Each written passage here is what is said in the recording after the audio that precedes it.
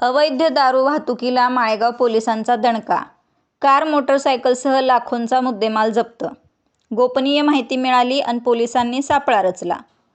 माळेगाव पोलिसांनी अवैध दारू वाहतुकीविरोधात धडाकेबाज कारवाई करत तब्बल 4,46,500 रुपयांचा मुद्देमाल जप्त केला.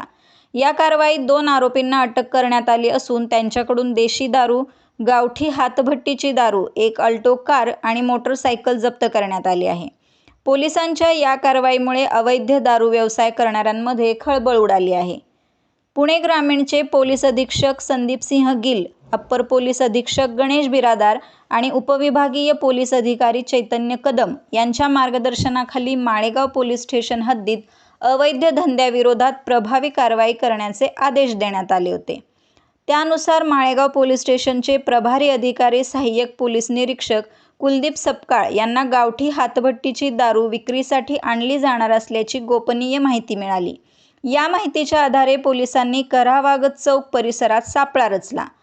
दरम्यान संशयित मोटरसायकल आणि त्यानंतर आलेल्या अल्टो कारवर पोलिसांनी लक्ष ठेवले. दारूचा व्यवहार सुरू होताच पोलिसांनी छापा टाकून दोन्ही संशयितांना ताब्यात घेतले.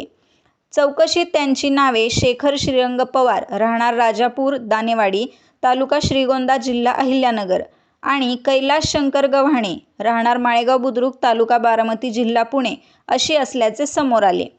झडतीदरम्यान पोलिसांना 33 बॉक्स देशी दारू, गावठी हातभट्टीची दारू असलेले 2 ड्रम, एक मारुती सुझुकी अल्टो कार आणि एक मोटरसायकल असा एकूण 4,46,500 रुपयांचा मुद्देमाल आढळून आला. हा सर्व मुद्देमाल पोलिसांनी जप्त केला असून आरोपींविरुद्ध महाराष्ट्र दारूबंदी अधिनियमांतर्गत गुन्हा दाखल करण्यात आला आहे.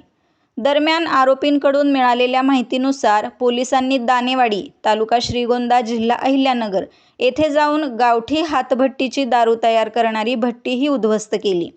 या प्रकरणी पुढील तपास पोलीस उपनिरीक्षक देविदास साळवे करीत आहेत.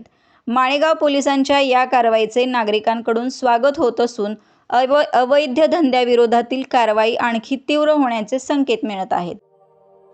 अशाच नवनवीन बातम्या पाहण्यासाठी बारामती वार्तापत्र चॅनलला लाईक करा, शेअर करा, सबस्क्राईब करा आणि बेल आयकॉन प्रेस करा.